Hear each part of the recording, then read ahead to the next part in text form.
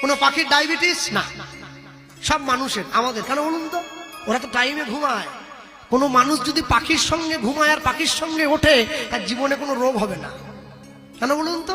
পাখি টাইমে ঘুমায়, টাইমে ওঠে। আর আমি রাত 3টে পর্যন্ত ফেসবুক ঘাঁটি, 4টের সময় ঘুমাই, বেলা 11টায় ঘুম থেকে উঠি। এটা ওঠার টাইম হলো?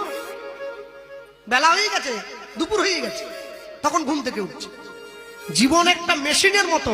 এই মেশিনটাকে গন্ডগোল করে চললে না, এটা খারাপ হয়ে যাবে। এটাকে গন্ডগোল করলে এটাও খারাপ হয়ে যাবে। যে মাটিতে বেশি বেশি করে নাঙল দেওয়া হয়, সেই মাটির উর্বরা শক্তি নষ্ট হয়ে যায়।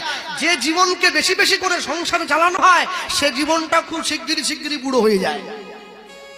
আপনি চালাবেন, তবে নিজের জন্য কিছুটা বাঁচিয়ে রাখুন।